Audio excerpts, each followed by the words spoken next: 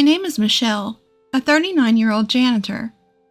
I've been working for a housekeeping company that serves corporate offices since I was 20.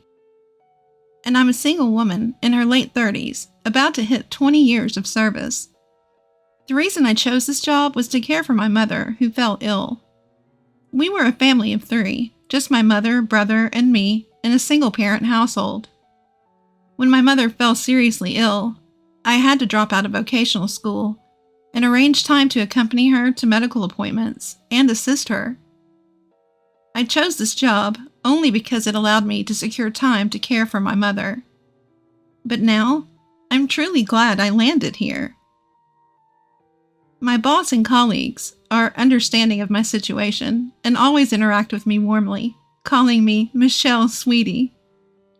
I do have some staff that work under me, and they are also adorable. I thought there was no better workplace than this. My mother passed away when I was 25, and my brother was 19. It was around the time when fall ended and winter began. Shocked by the loss of my mother, I started to take more time off work. The company was about to enter their busiest season with our year-end deep cleaning. Despite the timing, my colleagues at the company reassured me, saying, "It's okay. We'll wait for you to feel better."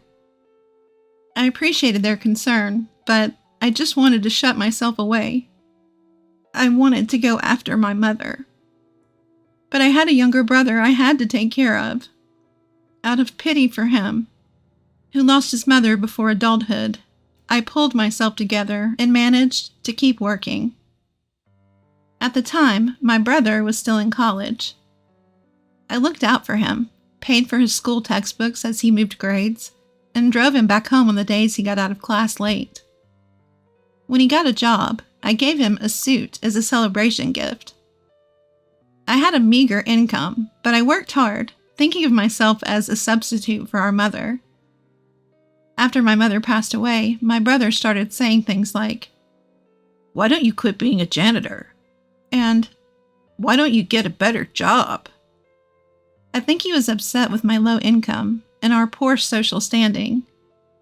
At the time, I wasn't in the best mental state to be able to change jobs, so it was very hard to hear those words. My coworkers at my job were the ones who kindly supported me throughout this. Later, my brother worked hard to find a job and secured a position at a large corporation. It was a well-known company, whose name you frequently see and hear in TV commercials and online ads. My brother's initial salary was nearly twice my wage. His joy at that time was like a little boy who had received lots of New Year's money gifts.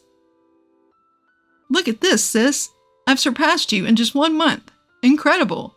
Check out this payslip. It's amazing, right?" My brother was truly overjoyed and couldn't help but brag to others. "Sis, quit your janitor job and get a good one like me." "Hey, watch how you talk. I love my current job." "Quit making excuses. Our salaries are no match." While I wished he could be more careful with his words, I was relieved that my brother's efforts had paid off. Sitting in front of my mother's portrait, I reported, "My brother, your son, is all grown up now." But my boastful younger brother, who was so proud of his place in his own company, was heading down a dark path. He was skilled at his work and always bragged about the praise he received from his boss. Even though he had just started working for the company, I heard he was picked to participate in a big project. As his sister, I was proud of him, but I noticed my brother making condescending remarks about his colleagues, and it only worsened as days passed. "I'm doing well and getting recognition, but my peers? They're just slow to pick things up. If their incompetence drags my reputation down as well, it'd be unbearable." He would say such things without hesitation. It seemed more like he was looking down on the real world as a whole, rather than just his workplace. If this continued, I knew it was going to hurt him big time. I took it upon myself to warn him about his attitude. "I think all the new hires are about the same level, you know? You're all just starting out. I said. To which my brother replied, "Wow, sis, you're pretty talkative for a janitor with a low-level education." And he sneered. Frustrated, I replied, "Well, I've been in the workplace longer than you, so I know there isn't that much difference in people's abilities." "Really? Do you have any college graduates at your cleaning company? Before you lecture me, why don't you tell them they've wasted their lives?" And with that, my brother belittled me and went out for drinks. That kid, the workplace is probably going to hit him with reality soon. Despite my concerns, my brother's arrogance only worsened. It started with him feeling superior to me because his salary was higher than mine. This morphed into an incorrect self-perception of himself. He now believed that he was gifted, and it tweaked his personality. He became vocal and didn't hold back his criticism towards me. At first, I thought he was just excited about his new job, so I let it slide. However, gentle verbal warnings went over his head. So I scolded him in a serious tone, but unfortunately, there was no change in his behavior. I began to lose confidence in myself as a sister, wondering if I had failed to get involved with him in the right manner. Before I knew it, a few years had passed. I continued to work as a janitor. My brother seemed to be doing well and climbing the corporate ladder, but his contemptuous attitude towards others had significantly worsened. And then he moved in with his girlfriend and they got married. His wife also had an inflated sense of arrogance, which caused me distress. His wife was considerably younger than him, so to me, it felt like she was from a completely different generation.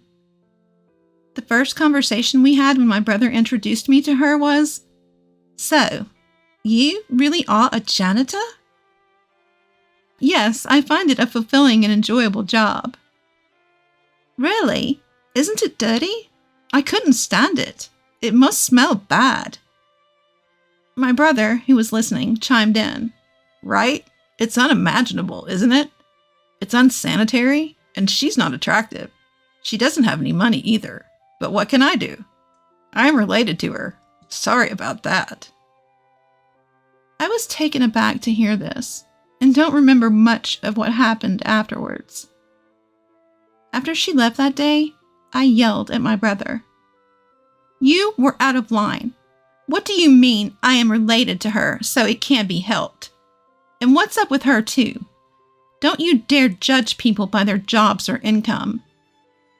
My brother, surprised by my sudden outburst, stammered, but managed to retort. "Shut up. You're a vocational school dropout, and I'm a college graduate. So is she. We can't help but look down on you. You earn less and have a bottom to your job, so you're the one leading a loser life." With that, he stormed out of the house.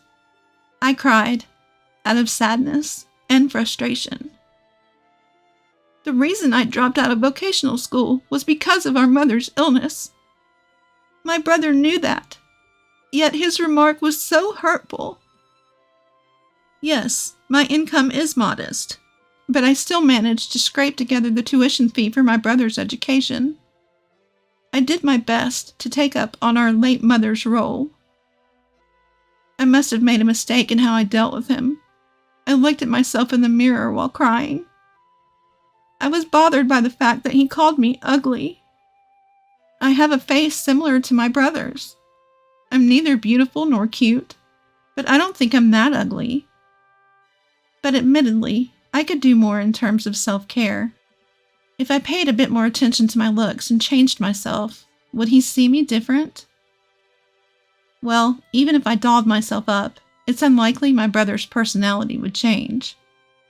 Rather, marrying a woman with similar morals probably only amplified his narcissism.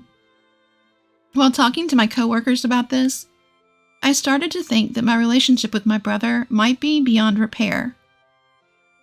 One day, I received a postcard from my brother and his wife.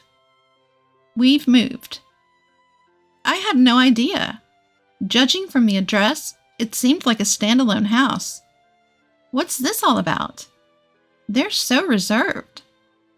Had they told me, I would have thrown a celebration and even helped them move. I had something I wanted to discuss with them too, so I decided to call him after a long time. Hello, I got your postcard. Ah. I could hear my brother's cheerful voice on the phone.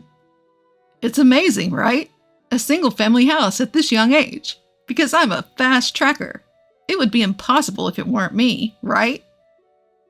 Yeah, amazing indeed.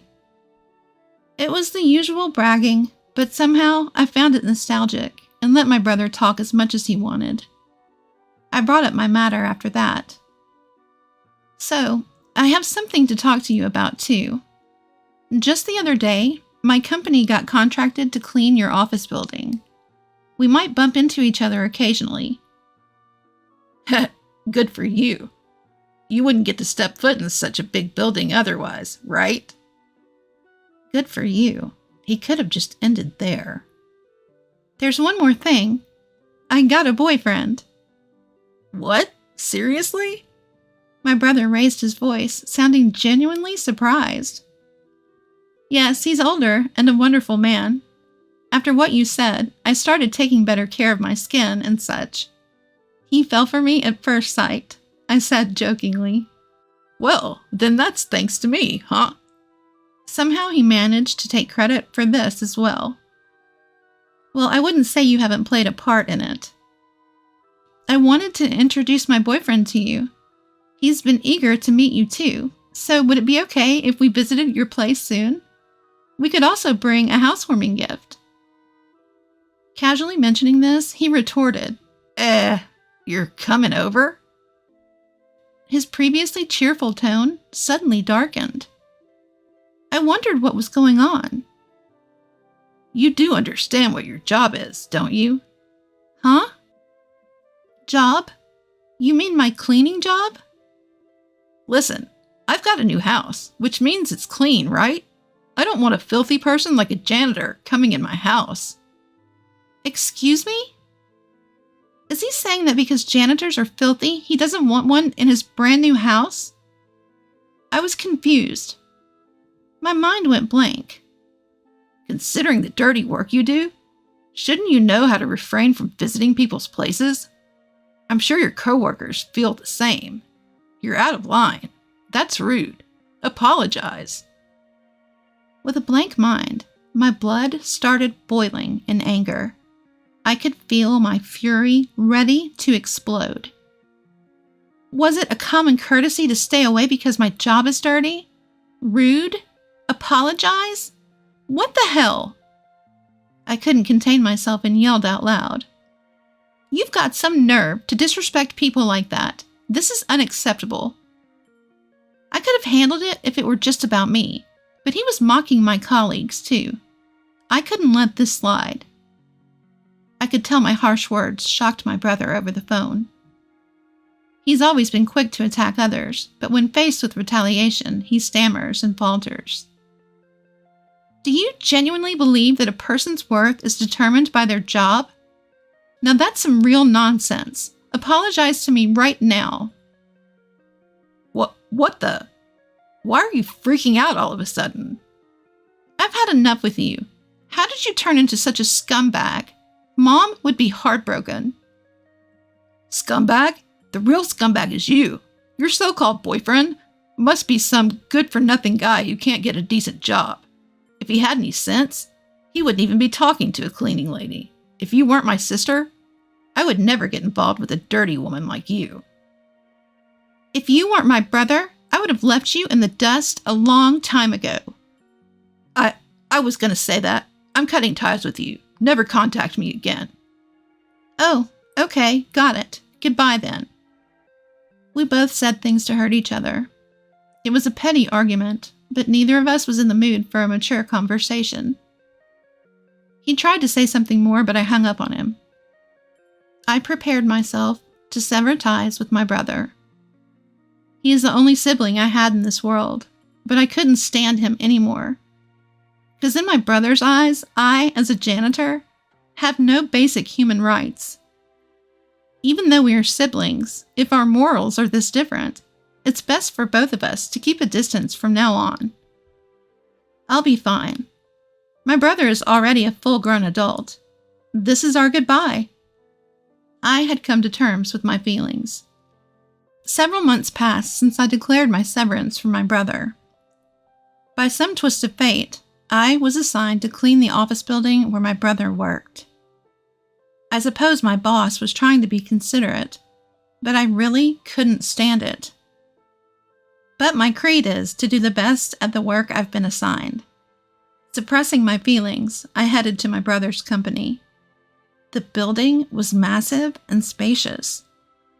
With such a broad space, I should be able to avoid running into my brother. Even if we did meet, he probably wouldn't recognize me. Feeling slightly relieved at that thought, I switched my focus to cleaning, pushing my cart filled with cleaning supplies. It was that afternoon. While mopping the floor, I noticed a group of about 5 men standing by the vending machine, sipping canned coffee and talking. I really am sorry for the inconvenience caused. Enough is enough. How many years have you been with us? Consult and report before things get to a point where the whole team has to clean up your mess. Yes, sir. It's happened 3 times just this quarter. I'm sorry, sir. Oh, it looks like the guy apologizing messed up, and they all had to band together to make up for it. Good job, guys. While harboring such feelings, I kept mopping without looking in their direction. While your peers have already become team leaders, some even managers, you need to step up your game. I'm sorry. Oh, those are some harsh words.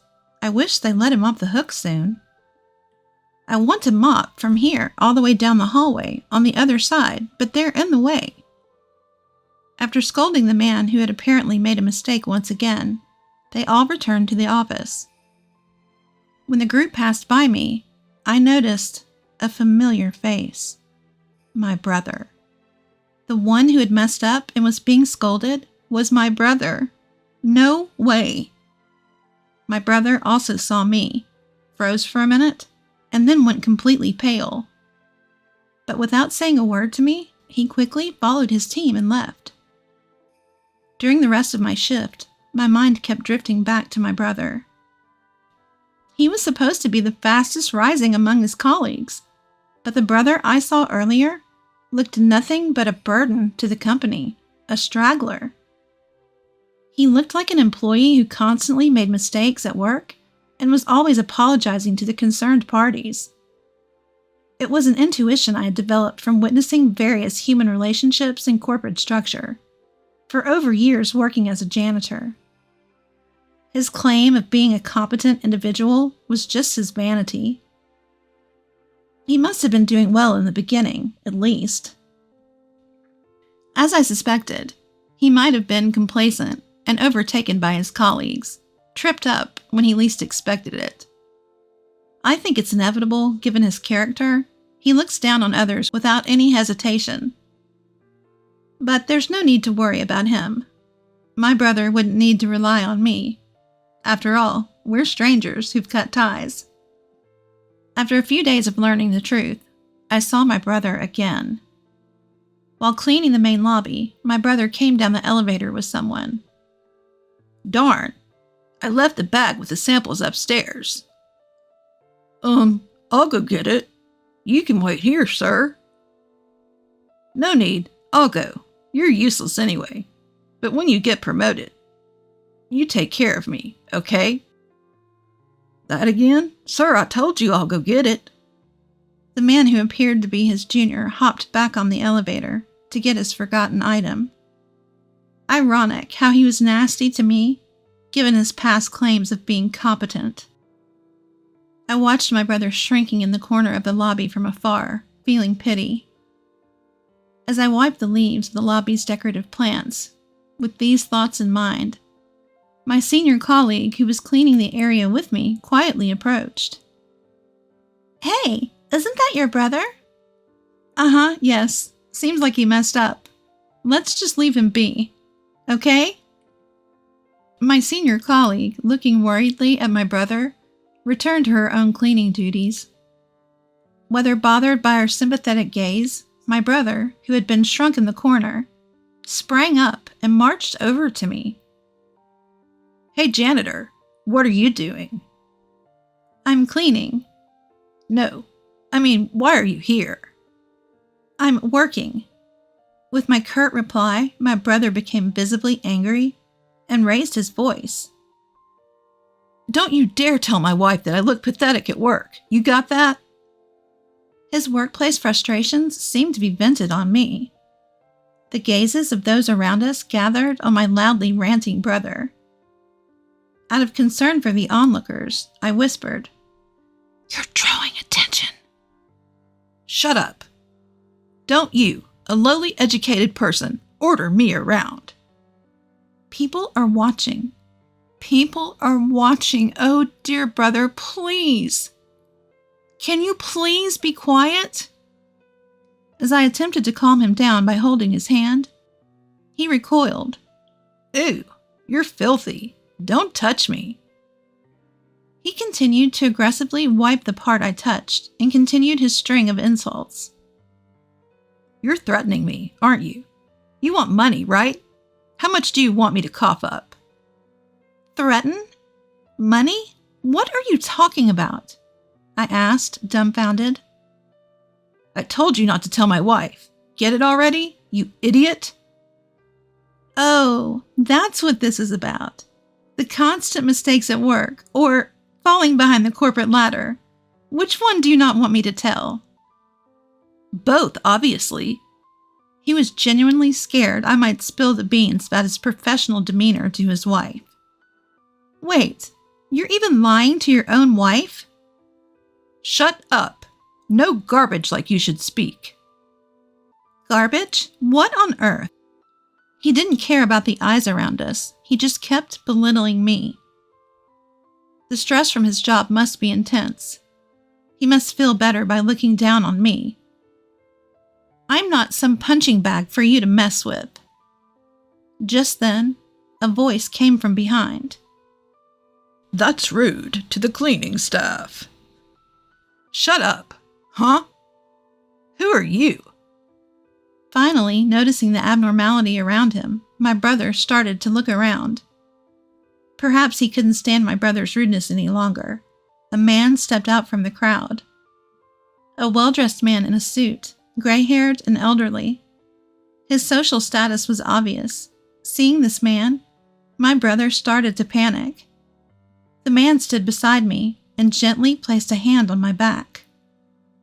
Dirty idiot, such intolerable slurs. Apologize to her right now. Huh? But she's my sister. We're just having a family squabble. To my brother, who was flustered and trying to gloss over it, I interjected. I thought you said you cut ties with me. Shut up. My brother showed his dual nature, acting humble towards the gray-haired man, while aggressively addressing me. In response to such exchanges, the man chimed in. If it's a family issue, it concerns me as well. Huh? Pleased to meet you. I'm the gentleman dating your sister. What? He was surprised. I'm the executive vice president of the subsidiary that your company is seconding. I'm also a board member of your company. I'm sorry we didn't have a chance to introduce ourselves the other day. What? What? My brother was in a state of panic, completely out of his depth with what was going on. Feeling a bit awkward, I shot my boyfriend a side-eye. You didn't really have to step in just now. If not now, then when? Imitating a popular TV MC, he said with a warm smile. Hey sis, is that really true? My little brother was terrified. Understandably so, since the man standing in front of him was an executive at his own company. Indeed, when we were contracted for cleaning this building, I accompanied our CEO. He, who was in charge of the contract, was interested in me. No, that's a lie. It's the truth.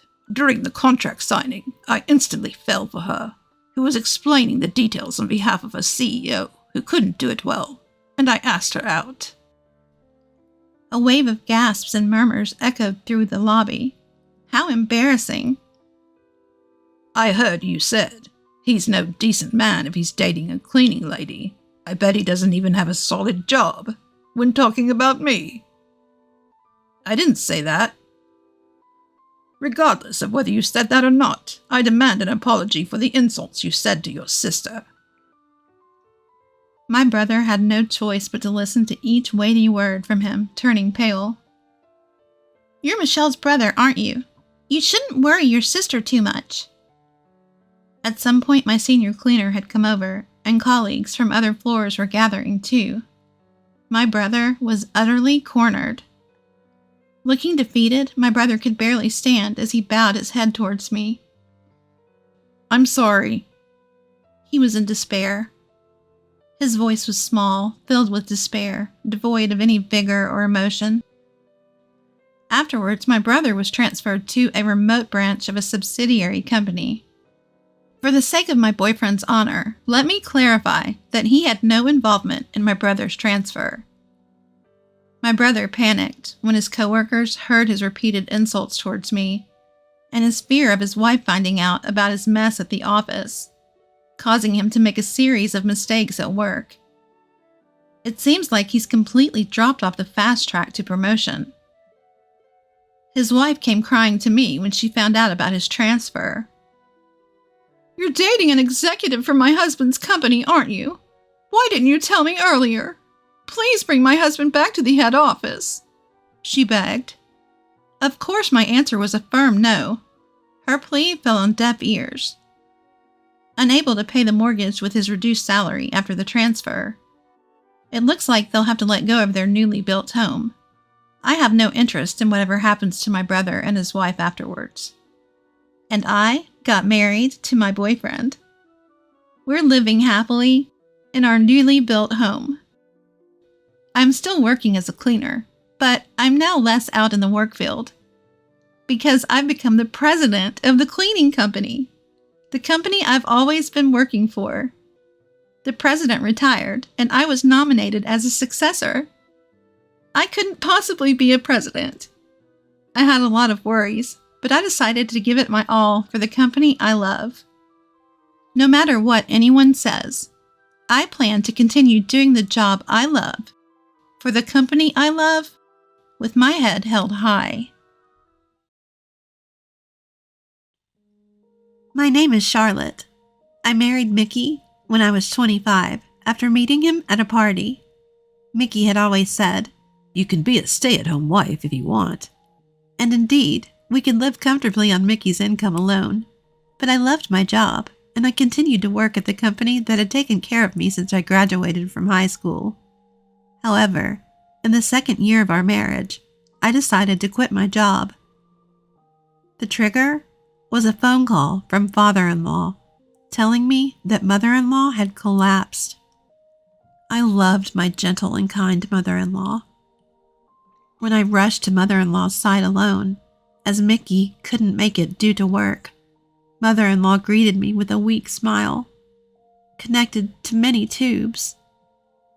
Mother-in-law was not in immediate danger, but her collapse had left her in need of care.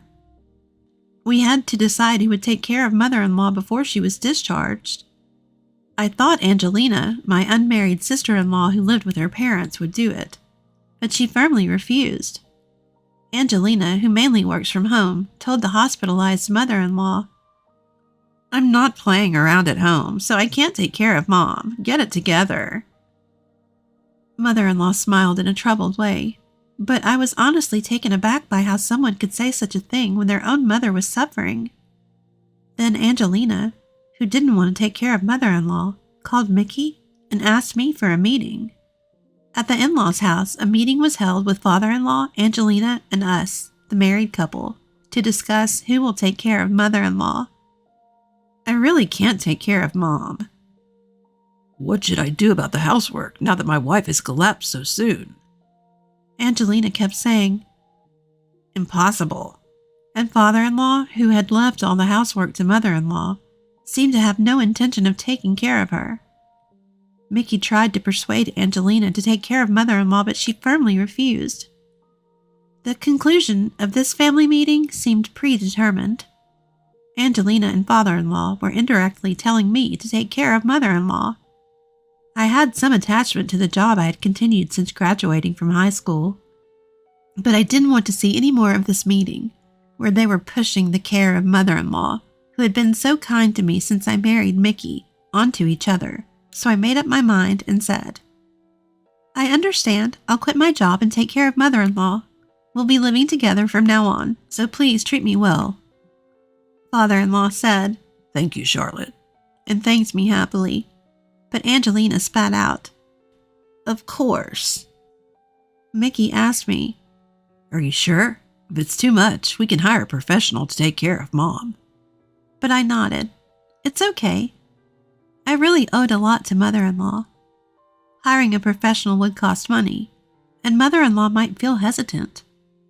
I thought it would be better for mother-in-law to be taken care of by me, a family member, even though I was her daughter-in-law.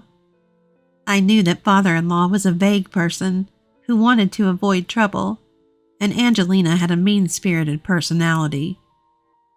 I was anxious about having to live with these two from now on, but I made up my mind, quit my job, and started living with my in-laws. That life was more challenging than I had imagined. Mother-in-law's body had become uncooperative, so she initially lamented needing care even to go to the bathroom. She often said, "I'm sorry," to me for having to take care of her, and it was painful to see mother-in-law like that.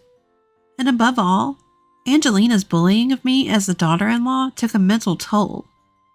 My family didn't have money, and I had been working since high school without going to college, but Angelina often mocked my education.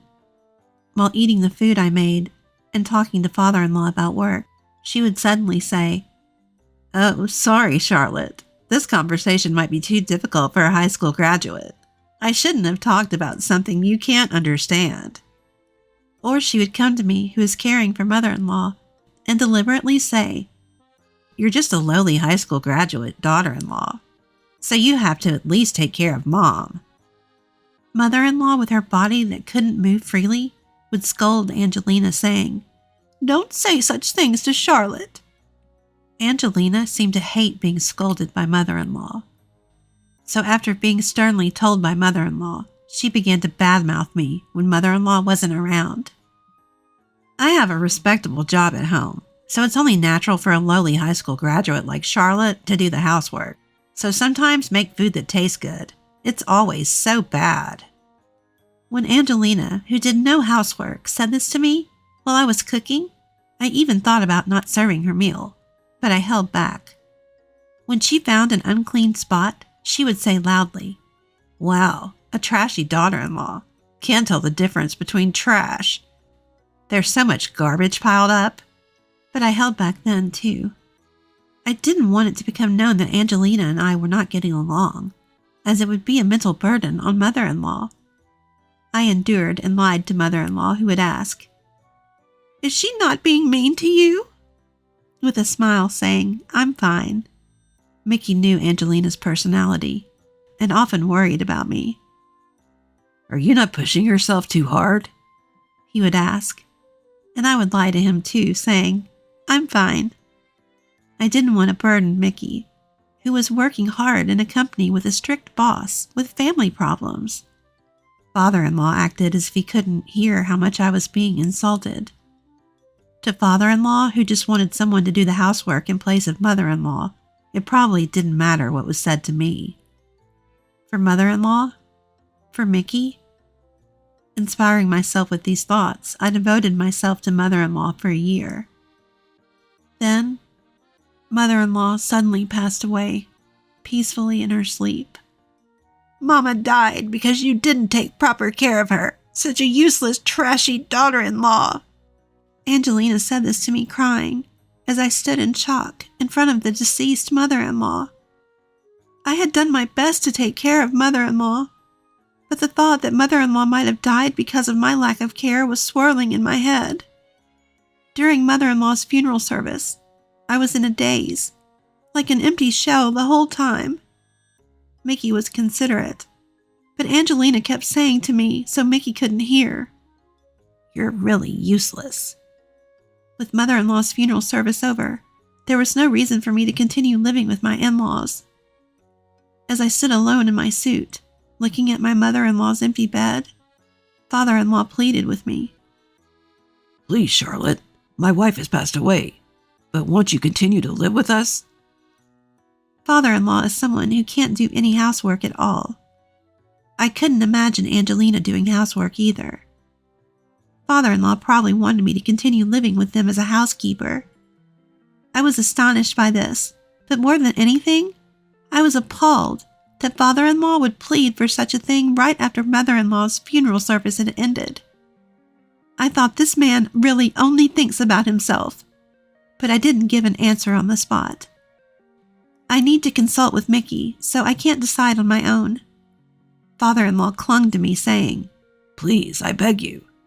But I only replied that I would consult with Mickey, and the conversation ended in a stalemate. "Charlotte, Mom has passed away. There's no need to live together anymore. Let's move out, live just the two of us. You've been through a lot, haven't you?" A few days after mother-in-law's funeral service, Mickey said this to me.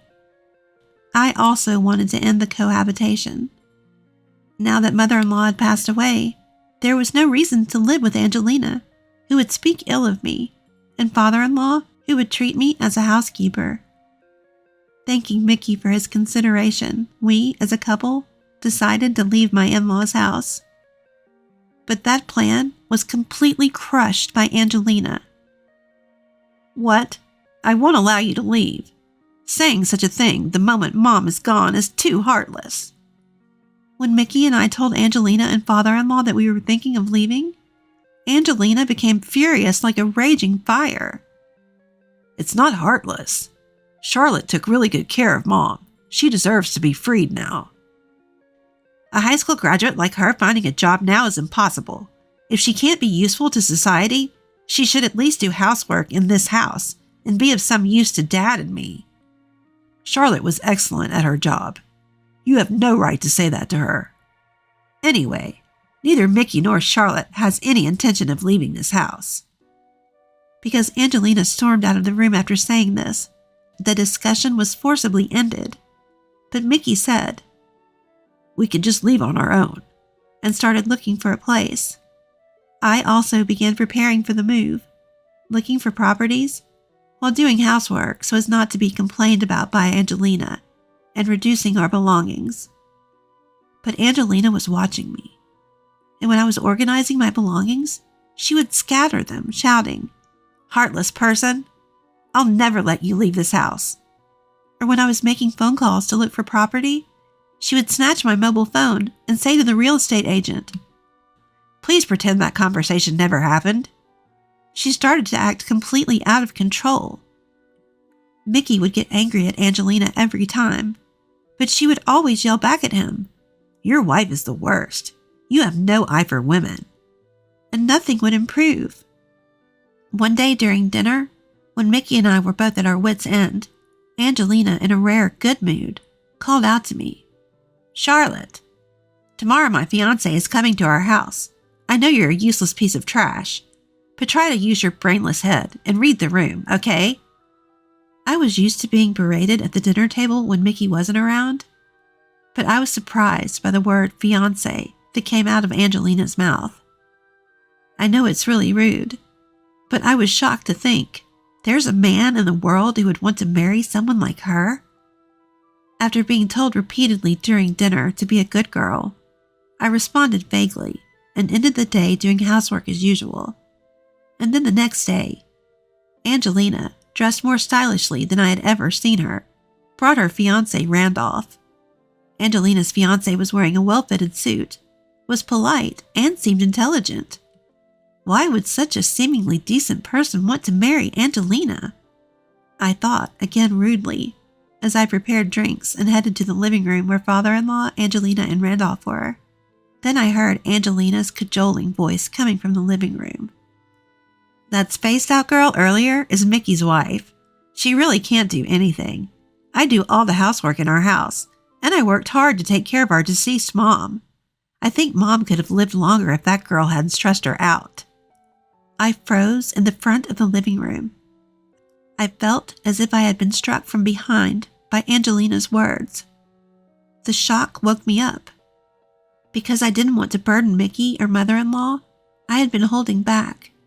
But now, it felt like all those feelings were flooding out. I did all the housework. I worked hard to take care of mother-in-law. All of it was me. Angelina never helped me with anything. I opened the living room door, quietly served the drinks, and greeted Randolph with a smile. Hello, as you were introduced. I'm the high school graduate, bottom of the barrel, useless trash. Nice to meet you. Angelina let out a panicked shout, but I kept talking smoothly. Angelina really guides me well. She evaluates every meal I make as tasteless, and when I'm cleaning, she comes to laugh, saying that the trash is cleaning up trash. She often scolded me for my caregiving, saying that mother-in-law died early because of my incompetence. You? What are you saying? Pointing at Angelina, who was furious like a demon and smiling. See, she's guiding me like that. Angelina pulled my hair and yelled, "Stop it!" Randolph must have never seen her like this before. He looked confused, saying, What? And I felt sorry for him. But this should make him reconsider marrying Angelina. I felt like I had saved him, so I excused myself in mind for causing this chaos. Well then, the trash will leave now. I left the in-laws' house with only my valuables. Father-in-law, wanting to avoid trouble, just sat silently during my counterattack. Seeing Angelina's furious rage, and Randolph almost crying as he tried to calm her down, was refreshing. I left the in-laws' house and took refuge in my parents' home. When I explained the situation to my parents, they were appalled by Angelina's behavior and father-in-law's indifference and told me, From now on, do as you please, Charlotte. While enjoying a relaxing time at home for the first time in a while, Mickey came to my parents' house at night. Mickey had come home to be yelled at by Angelina. It's all your wife's fault. Giving up on getting a coherent story from the furious Angelina, Mickey somehow learned from father-in-law that I had left and came to me, even though he was tired after work. We should have moved out forcibly sooner. I knew that my sister and father had been tormenting Charlotte all this time, and I'm sorry I couldn't help. From now on, I'll always protect Charlotte. So, if you're okay with me, I want you to stay with me as my wife forever. Mickey, you've always tried to protect me, haven't you? I'm sorry for ruining Angela's engagement. Even Angelina, as she is Mickey's blood-related sibling. Mickey hugged me as I apologized and repeatedly told me, Charlotte, you did nothing wrong. I stayed at my parents' house for a while, and Mickey moved my belongings. Afterwards, Mickey and I found a nice property, moved there, and were able to start a peaceful life. We received calls from Angelina and father-in-law every day, but we blocked them. According to Mickey, Angelina's engagement was called off. Randolph was taken aback by the overly excited Angelina and said, I need to think about marriage, and then became unreachable. Angelina was crying and yelling at Mickey. It's your wife's fault. But Mickey calmly replied, Charlotte just told the truth. Father-in-law seemed desperate after losing his housekeeper, his daughter-in-law. He asked Mickey, Can you bring Charlotte back? But Mickey said, I'm cutting ties with this house, and left the in-laws' house. As for me, I found out I was pregnant a few months after leaving the in-laws' house. When I told Mickey, he was thrilled, and he changed jobs from the strict company where he was working, saying, I can't raise our child together with my current job. Mickey decided to change jobs. I believe he's trying to keep the promise he made when he came to pick me up at my parents' house, that he would protect Charlotte. Since we've cut off contact with the in-laws, We haven't reported that we're having a child. I think there's no need to report it, as I'm sure that even if Angelina and father-in-law knew I was having a child, their attitudes wouldn't change. Now that my belly has grown, Mickey and I are looking forward to the birth of our child and living happily day by day. I'm sorry for being insensitive the other day. That's what Eliza, who's usually sarcastic, said to me as she bowed her head. For all I know, maybe Eliza was genuinely apologizing this time, reflecting on her past behavior. I let my guard down because of her apology. Little did I know that a police-involved incident was about to unfold. My name is Lisa. I've been working as a daycare teacher, a dream job, since my childhood. My husband Jace and I have been married for 3 years now. As we are enjoying a lazy day off, a call came in from my mother-in-law, Eliza. "You should come visit us soon. You haven't been home for 6 months." Upon hearing Eliza's voice, Jace made a face of annoyance. Though my in-laws' house is just a 30-minute drive away, Jace never seems eager to visit Eliza. He's always been put off by his mother's excessive meddling and maintains some distance. Eliza has always thrown jabs at me, ever since we got married, as if blaming me for taking away her only son. Though I find Eliza difficult, I have no choice but to go when called. The last time she told us to visit and we didn't, she showed up at our house unannounced. To avoid that hassle, it's better to go see her before she takes matters into her own hands. Sure enough, upon visiting for the first time in 6 months, the sarcastic comments started flying. Every time I visit, I feel stressed, being pestered about not having children yet. "You can't have kids because you're busy working. A woman should stay home." My father-in-law, Derek, a retired middle school teacher, often had to work on weekends due to his hectic schedule. Housewife Eliza always boasted, "I raised Jace all by myself. We can't make ends meet on my salary alone." Jace immediately encountered Eliza's snide remark. I want to work because being a daycare teacher was my dream, especially this year as I'm in charge of the seniors. I want to see them through to graduation. I explained that we're not planning to have kids yet, but that just led to more insults. "I was against your marriage from the start. What good does a daycare teacher do for society? You're just playing with kids all day, aren't you?" I was angry at being accused of just playing, but I let it slide with a wry smile. I can't let every one of Eliza's words get to me. Once she started her insults, there was no stopping her. "These days, mothers are terrible for leaving their kids so young. I wonder if it's mostly single moms or poor families." Eliza let out an exaggerated sigh. I can handle her criticizing me for not having a job or kids, but I can't keep my emotions in check when it comes to her prejudices against parents. Look, parents are struggling every day to balance work and raising their kids. What you've done, spending so much time with your children, is commendable. But not every family can afford to have a stay-at-home parent. So stop making such comments. "How dare you argue with me when you can't even have children?" Eliza retorted. As Eliza and I glared at each other, Derek finally spoke up. "Eliza, you're out of line. Watch your words." I was surprised that Derek came to my defense. He's a man of few words and usually stays quiet when we visit. Apparently, Eliza doesn't realize she's being offensive. "What's wrong with speaking the truth? Children who are left in daycare probably won't turn out well," she continued. Ignoring Derek's warning, Eliza reiterated her prejudiced views. Angry at her comments, Jace started to hastily get ready to leave. "Enough is enough. Lisa, let's go." Eliza wanted to stop her son, but Jace was already heading for the door without looking back. "He's become so cold to me since he got married." Eliza became hysterical, perhaps because her son was being cold to her. She blames me, but Jace's cold behavior isn't new. Ever since he moved out, he began questioning Eliza's excessive interference. I was shocked to learn she'd go into his apartment with her own key and read all his mail. "What are you standing there for? Go get Jace right now," she commanded. Jace, who had already left the house, was ordered to be called back. Feeling irritated, wondering why I had to be given orders in the first place. It's sad, isn't it?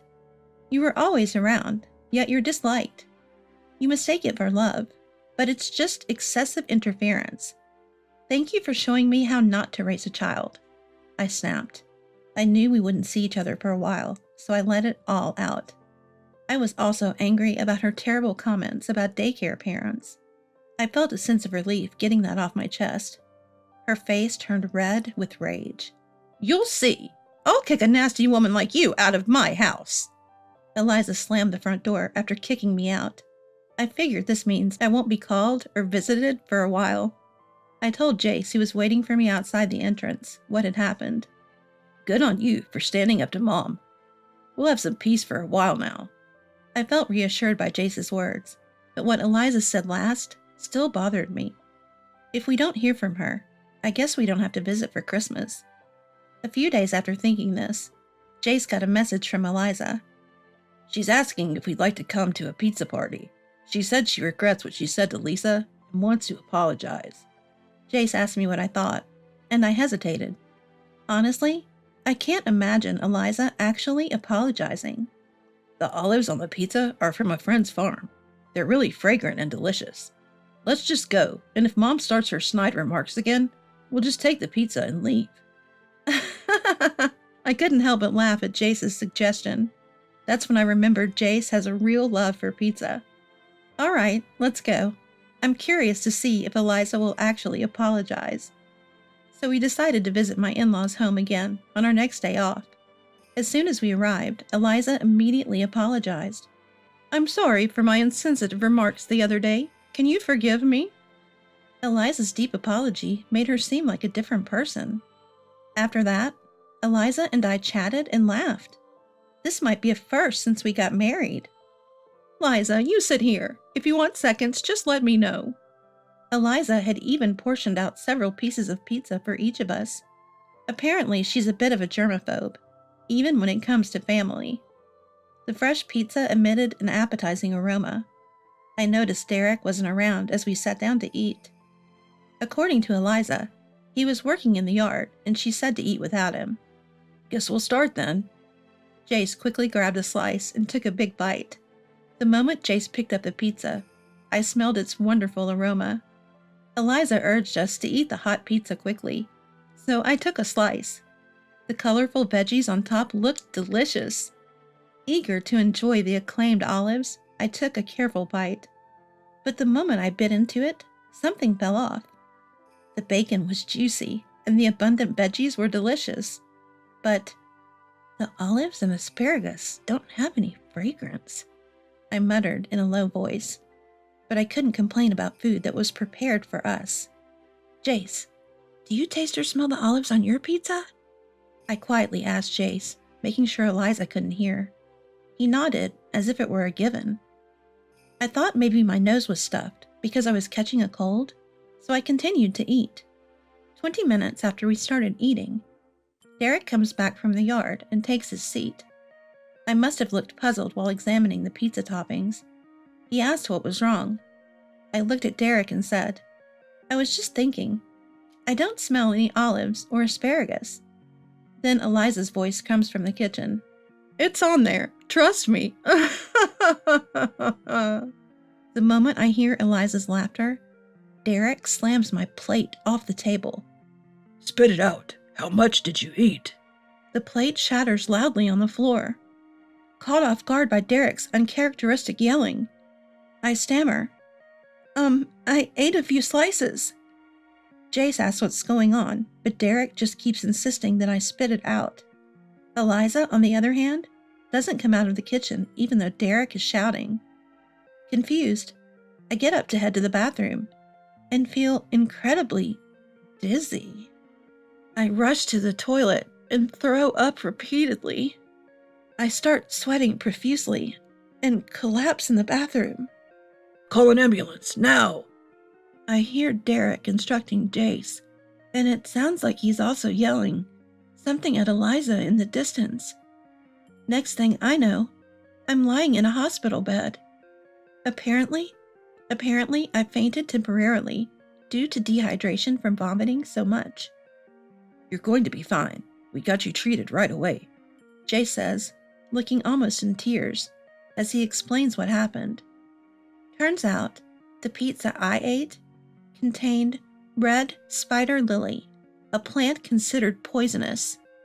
While it's known for its beautiful flowers, the bulb resembles olives, and the stem looks like asparagus. To an untrained eye, it could easily be mistaken. Quick-thinking Derek had sent a portion of the pizza with Jace to be analyzed, revealing the presence of red spider lily. Is Jace okay? I was concerned as he had been eating silently. We had all the pizzas checked, but... Jace hesitates. The only pizza that had red spider lily was yours, Lisa. Chills run down my spine at this revelation, meaning someone intentionally fed me the poisonous plant. And the only person who could have done that was Eliza, who made the pizza herself. The doctor at the hospital says they need to report the food poisoning incident to the health department and asks for details. After hearing the situation, the doctor clearly thinks Eliza's behavior is suspicious and suggests contacting the police. Jace agrees, but says he needs time to process everything. I can't think of her as my mother anymore. She's a criminal.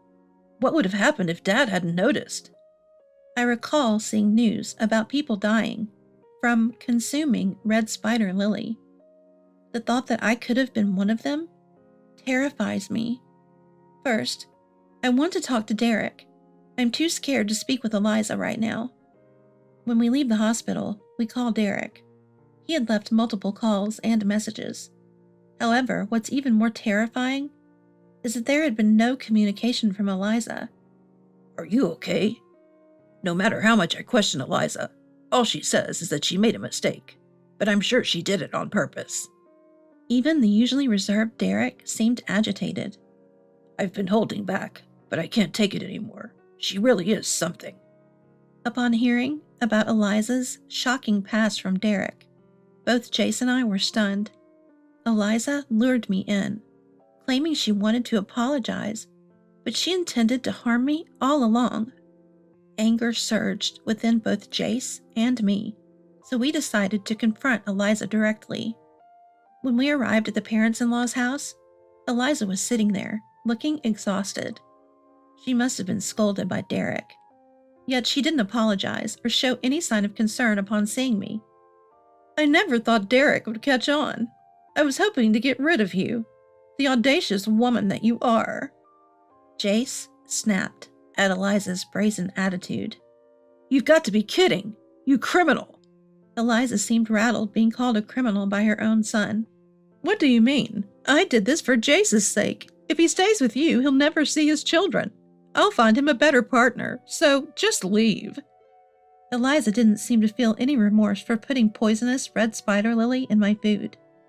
So you intentionally mixed red spider lily. You wanted me to lose my life? Was this premeditated? Yes, I did it on purpose. Red spider lily grows nearby. It's easy to get. It's a shame you didn't eat more. You would have done more than just throw up.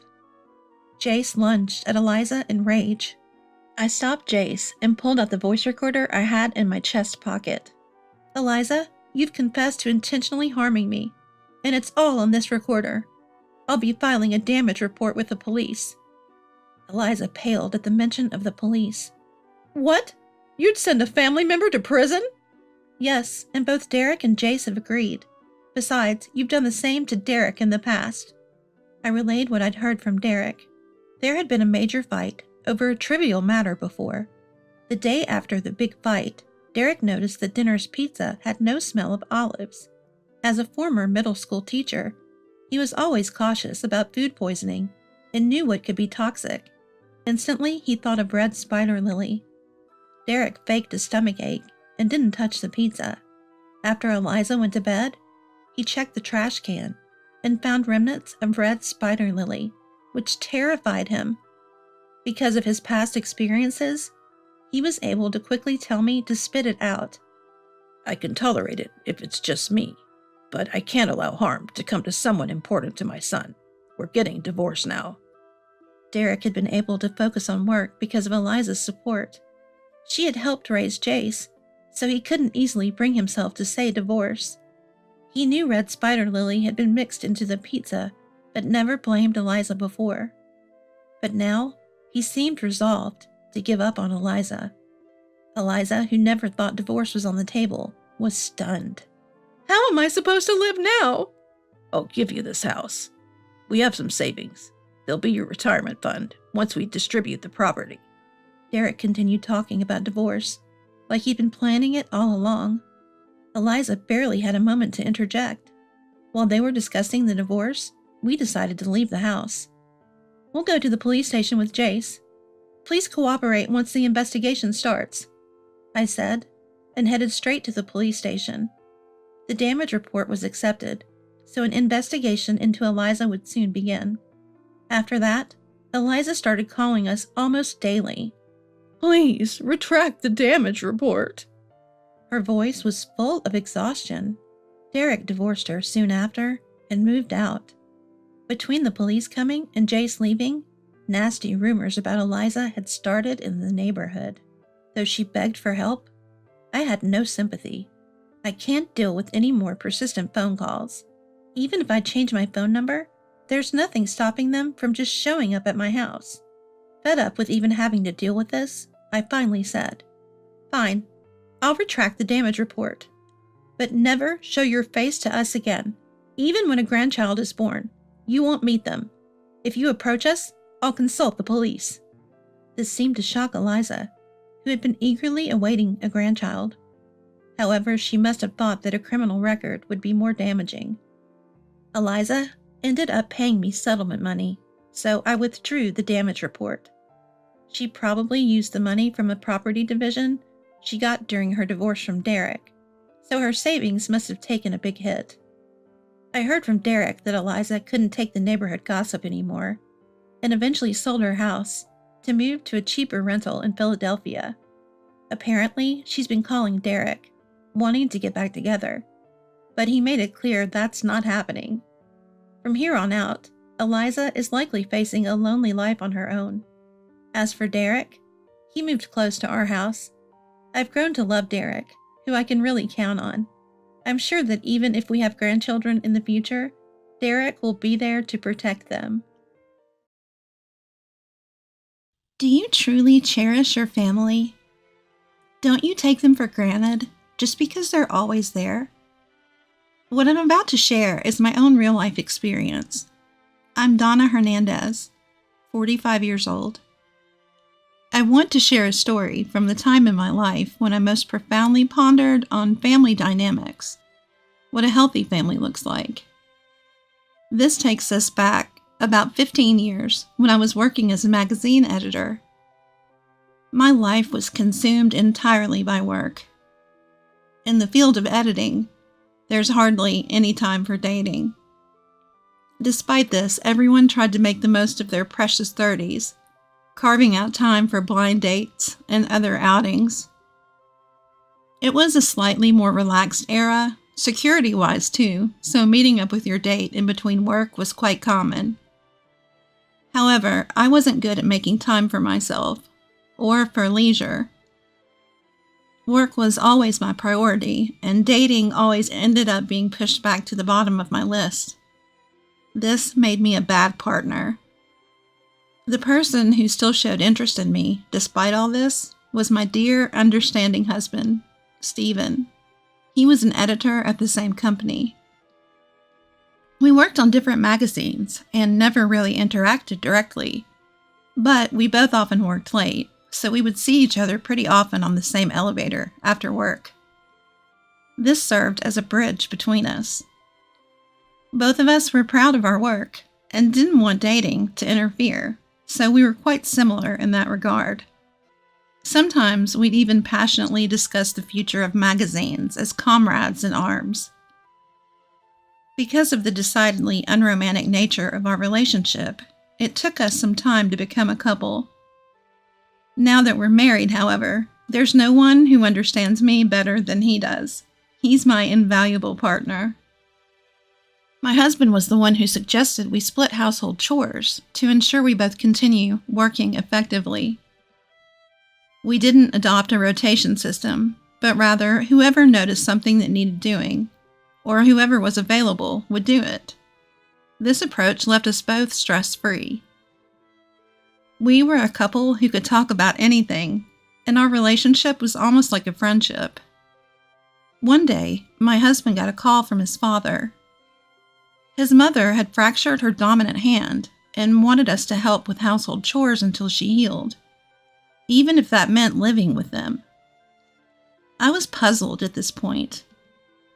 My husband's parents lived with his younger brother. There were 2 adults in the house. Surely they wouldn't need us to move in to help. I instinctively asked my husband, "Do they really need help?"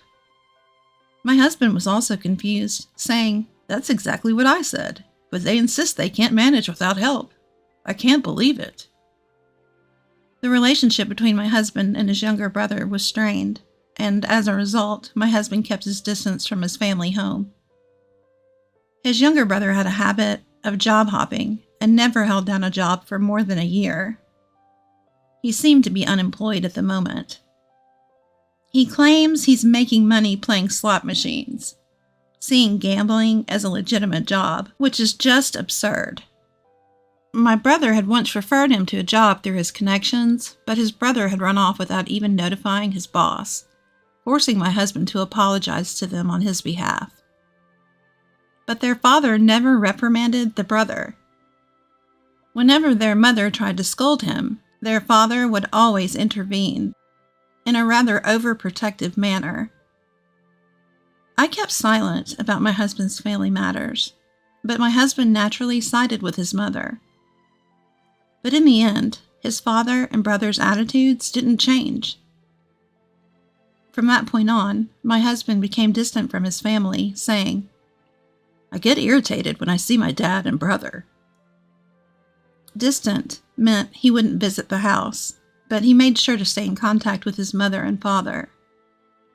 He seemed to want to cut ties with his father as well, but he couldn't, since he was the only one to contact in case anything happened to his mother. Amid this, the SOS call was from his father, not his injured mother. His father didn't work after retirement either, so despite having 2 men at home with plenty of free time, they still needed our help. I had a bad feeling, but had no idea what the situation was. "I guess we have to go,"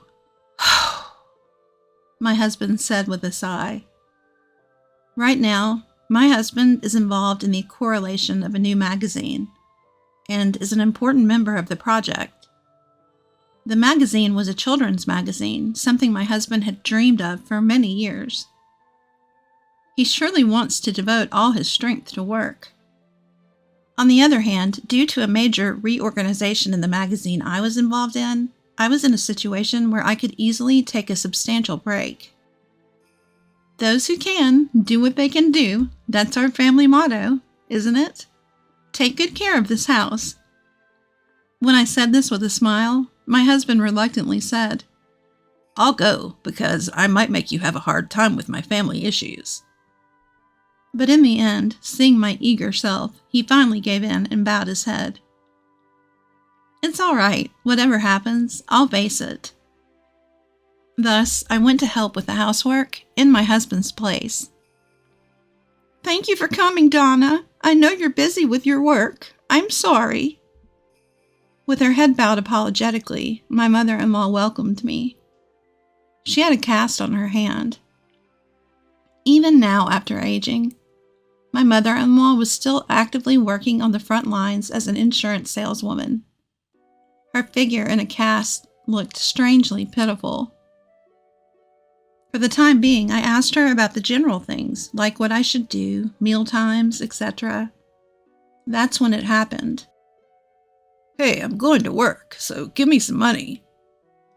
The person who came stomping was my brother-in-law, who had grown considerably. He was much larger than the last time I saw him. He was so arrogant that I thought I'd give him an honorary sir. And what does he mean by give me money because I'm going to work? He's just going to the casino, isn't he? If he says it's work, how about not taking any money and earning some? Again, I don't have money, so you should stay at home. My mother-in-law raises her voice. I thought that's right. That's right. Shut up. Want me to cause a scene? My brother-in-law said. At this, my mother-in-law shrinks for a moment and went to get her wallet in silence. She takes out $200 and hands it to her son. Thanks. My brother-in-law flutters the bills and goes out the front door. Wait, is it okay to give that to him? I was taken aback. Even if that goofball threw a fit, we could easily shun him down, can't we? That's what I thought, but I noticed my mother trembling in fear. Mother-in-law, was it okay to give him the money? When I asked, my mother-in-law looked down and silently nodded. I wasn't satisfied. It made no sense. Just 30 minutes in, I already wanted to tattle to my husband, but I had to resist because he was in the middle of his work. I'm short-tempered. If it were me being asked for money, I'd have lost my temper and lashed out at him. However, since my mother-in-law didn't retort, I decided to keep my mouth shut for the moment. At the same time, I thought I might need to keep a close eye on this household. But that was the only issue, and the day ended. I was wondering, is my brother-in-law the only problem? The next day, I accompanied my mother-in-law to the hospital. We did make an appointment, but it was crowded, so we got home later than planned. My father-in-law was there to welcome us back home. I had expected a warm welcome back, but instead, I was scolded immediately. You haven't prepared the bathtub yet? And it was only 3 p.m. Apparently, my father-in-law had been sweating and wanted to take a bath right away and was angry that the bathtub hadn't been cleaned. I almost told him, you could clean it yourself, but I decided to hold my tongue for now, seeing that my mother-in-law wasn't saying anything. But then, I see my mother-in-law about to apologize and head for the bathroom. No, you can't be cleaning the bathroom, you're injured. I hurriedly stopped her and took over the cleaning duties. When the cleaning was done, I went to check on my mother-in-law. I assumed she would be taking it easy after the hospital visit. But instead, she was already starting her dinner preparations. I offered to help, and my father-in-law laughed and said, Well, that's great. This will speed things up. He got on my nerves, and I accidentally glared at him. I was worried that I had made a mistake. But it turns out my father-in-law wasn't paying me any mind, engrossed in the TV on his couch. To top it all off, he casually asked me to give him a shoulder rub later. I couldn't believe he could make such a request, looking at my mother-in-law's bandaged hand. That night, dinner tasted bland, perhaps due to my seething anger. My brother-in-law complained about the food being basic, and my father-in-law demanded my injured mother-in-law to serve his drink. I wanted to give them a piece of my mind, but I had to consider my mother-in-law's feelings. In just 2 days, I had come to understand the lowly position of my mother-in-law in this household. I couldn't believe how different things were from the last time I visited this house. Once my mother-in-law and I were alone, "Why don't you ever speak up for yourself?" I couldn't help but ask her. "Well, isn't this how it is in every household?" "Which household? It's certainly not like this in our house," I retorted, and my mother-in-law looked taken aback. According to her, when she had complained about the situation at work, her colleagues had just laughed it off, saying things like, "That's just how it is everywhere. The wife is always working her tail off." She had given up, thinking if that's what everyone else was enduring, then it must be unavoidable. "Oh, please, mother-in-law. Just because other families have their own customs doesn't mean it's not strange. And don't normalize what you feel is weird just because it's common elsewhere." As I tried to persuade her, my mother-in-law murmured, seemingly deep in thought, Yeah, you're right. Apparently, since her husband retired a year ago, things had taken a turn. At first, it was just tolerable things that you'd expect in any household, like him asking, "Is dinner ready yet?" Even the idea of the husband not doing chores while at home seemed like a fairly universal issue. So she had put up with the mounting stress, thinking it was something unavoidable. But gradually, my father-in-law's complaints increased. If my mother-in-law didn't prepare his meals on time, or didn't cook what he wanted, he would start complaining.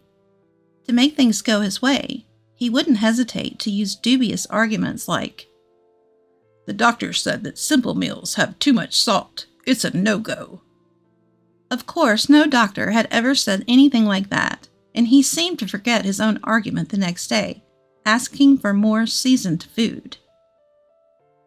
My mother-in-law was tossed around by his whims, getting scolded for making food too salty one day and too bland the next. Naturally, she couldn't keep up with these unreasonable demands. As a result, my father-in-law began to look down on her as a woman who couldn't do chores or cleaning to his standard. Seeing this, her son also started to look down on his mother, joining his father in their criticism, apparently out of resentment from being scolded himself before. Not only did he voice his complaints along with his father, he also began to demand money, sinking to a new low. My mother-in-law couldn't ignore this behavior and scolded him, asserting that what he was doing wasn't right. But then her son, who had been losing money playing slot machines, lashed out at her one day when she tried to give him a talk. As a result, she ended up with an injury above her eyebrow where he had thrown the TV remote at her. It wasn't intentional, more of an accident in the process of trying to get her out of the room. I am sure that if I had been there, I would have at least thrown a chair back at him. But my mother-in-law is not that kind of person. It was enough of an incident to make her take a softer approach towards her son, out of fear of things escalating further. Knowing this, her son started to threaten to cause a scene if his whims were not indulged. I couldn't help but think what a terrible person he had become. In the end, despite having 3 adults in the house, the only one doing any work or chores was my mother-in-law. 2 men were leeching off of her, and yet had the audacity to act high and mighty. Mom, if things get too tough, you can always come to our place. Let's stand up and say no to things we can't accept. Upon hearing my words, my mother-in-law looked down with a complicated expression on her face. You're right. It's reassuring to know that this isn't normal. I thought I was just being overly sensitive. After saying that, she smiled and ended the conversation with, "Let's get some sleep for today." I wondered if I had overstepped my boundaries. But I don't think I was wrong. I decided that I would do everything I could to help my mother-in-law if something were to happen. The next morning, it seemed like the weather and the atmospheric pressure were affecting my mother-in-law's health, not just her hands. I had just decided to give her all the support I could to make sure she didn't push herself.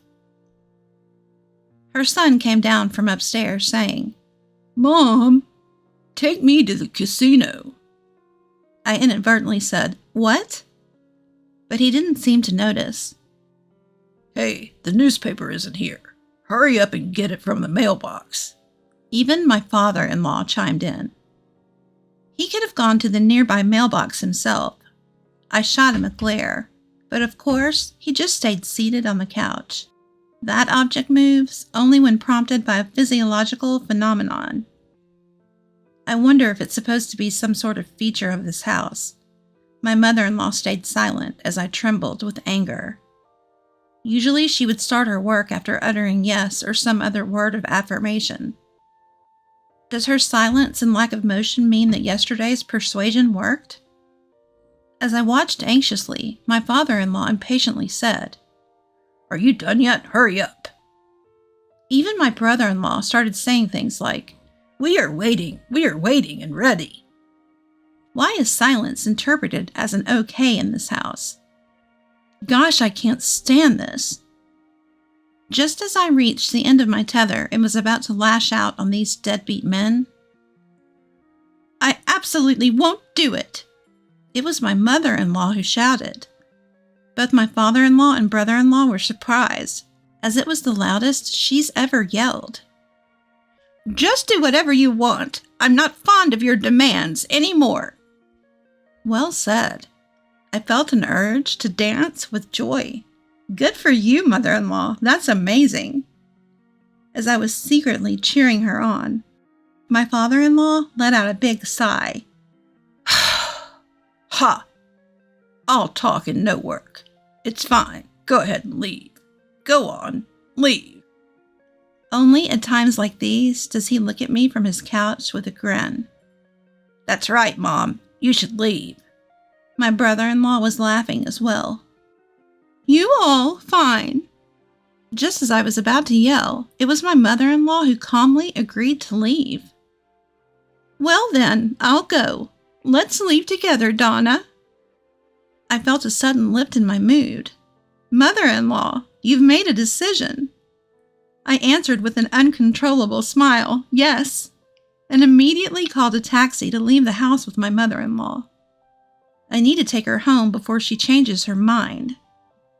Once we got home and she got some rest, I called my husband to inform him about all that happened. I actually hadn't told him about the events from the past 2 days yet. I'd been so prepared to dash out at the slightest sign of trouble that I'd forgotten to consult him for support. My husband finished his work super early that day after I explained the situation. Oh my, isn't my husband just too competent? And then the three of us thought about what to do next. My awakened mother-in-law was ruthless. "Let's make their lives miserable," she declared with a smile. She's usually so gentle, but she's a skilled insurance agent after all. It's just how it is. That's what she made herself believe for so long to put up with their nonsense. I truly sympathize for her. But if she could tolerate such things for a whole year, she must be really strong-willed. "I won't go back until they come begging," my mother-in-law loudly declared. The next day, my mother-in-law canceled both of their cell phone plans and drained the bank account where the utility bills were auto-deducted. We thought they might realize something was wrong as soon as their phone stopped working and come begging, but both my mother-in-law and husband disagreed. After all, neither my father-in-law nor my brother-in-law had ever paid a bill themselves, so they didn't understand how the system worked. To make matters worse, neither of them worked, so it wasn't like they were expecting calls from anyone. This was still the era of flip phones. And these two didn't use the internet much, so they rarely touched their phones. "They probably won't even notice and will just think they have bad service." My husband and mother-in-law laughed. As for the utilities, my mother-in-law chuckled, saying, "They don't even know the bills are auto-deducted, so they'll definitely end up having their bills piled up." Who knew these monsters couldn't handle basic household chores, let alone life? On a side note, unfortunately, there seems to be a bit of money left in the house for living expenses. Apparently, it's enough to last about 3 months for food, assuming my brother-in-law doesn't spend it all in slot machines. A month and a half passed since then. "Bro, please. You've got Mom there, right? Tell her to pay the bills. We can't survive the summer without AC." This pitiful call, half sobbing, was from my brother-in-law to my husband. He had to go out and find a payphone because his cell service had been cut. It was summertime. The weather wasn't as scorching as it is these days, but it was clear that their electricity had been cut. Normally, they should have realized something was wrong when they received overdue bills, But just as my mother-in-law had predicted, they hadn't noticed.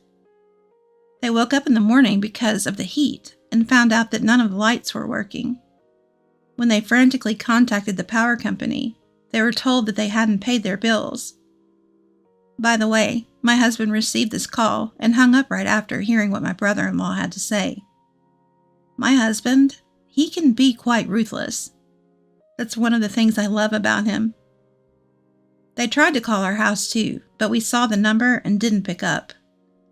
It was my mother-in-law's orders. Another half a month passed. 2 months had passed since the beginning of my mother-in-law's revenge. When I came home from work, my brother-in-law and father-in-law were sobbing in front of our house. Sis, please, let us see Mom. The water has been shut off. Donna, I beg you to. The toilet. The toilet won't flush. Hearing them, I struggled to hold back my laughter. They were so desperate, it was ridiculous. I wonder if they were aware of it. Anyway, it was inconvenient having them hang around at our doorstep, so I decided to talk to my mother-in-law about it. She decided to meet them and showed her face in front of the two of them. My husband came home just in time, so we all decided to have a talk inside the house. What are you two deadbeats who don't know anything about the real world doing here? My mother-in-law spoke. The two of them couldn't look at my mother-in-law in the face and were bowing, even though they were sitting at the table. We can't do this anymore. We're sorry. Please come back. My brother-in-law said, hanging his head low. My father-in-law followed suit. I'm also at my wits' end having to look at you two, but I wonder what I should do in that case. My mother-in-law glanced at me with a playful grin. Indeed, what should we do, I wonder? Following her lead, I also chimed in with a smile. Why don't you just stay here forever, Mom? Then my husband chimed in, grinning. Exactly. Going back would just mean babysitting two jobless grown men again. I would hate that. The moment my mother-in-law uttered those words, "Whoa! I'll start working. I'll work," my brother-in-law cried out. But we all noticed the moment his face twisted into a confused wait. Probably all work was just a spur-of-the-moment lie. But this was a golden opportunity. If that's the case, write a pledge right here and now that you will work your fingers to the bone from now on. Huh? My husband quickly prepared paper and a pen, handing them to my brother-in-law, who was completely being swept away by our pace. Here, right here. Write that from now on you will live entirely on your own money and provide for Mom. Swept along by my husband, my brother-in-law found himself writing the pledge before he knew what was happening. His face grew paler by the second. If you break this, you'll have to give all your assets to Mom. Got it?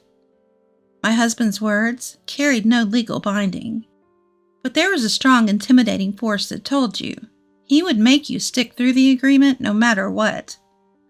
My brother-in-law replied with a small voice. Understood. And you too, Dad, my mother-in-law said.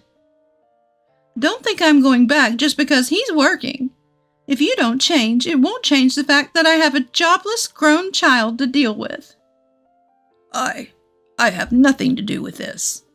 My father-in-law quickly defended. Huh, is that so? Then we'll have you leave that house, Dad. Would that be fine, Mom?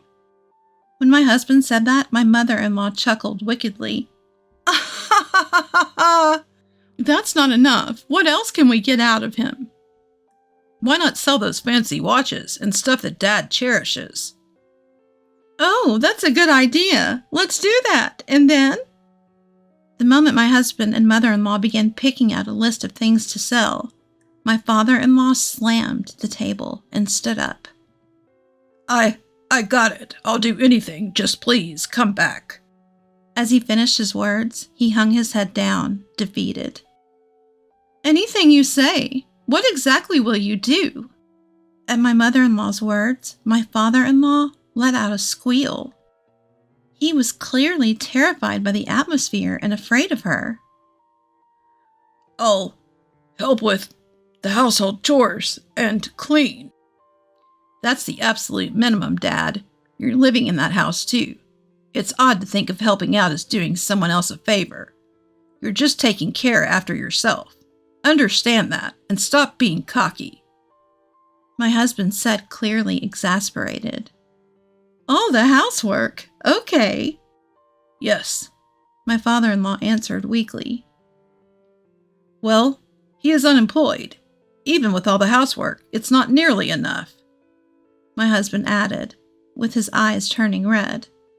My father-in-law responded, I'll do anything I can.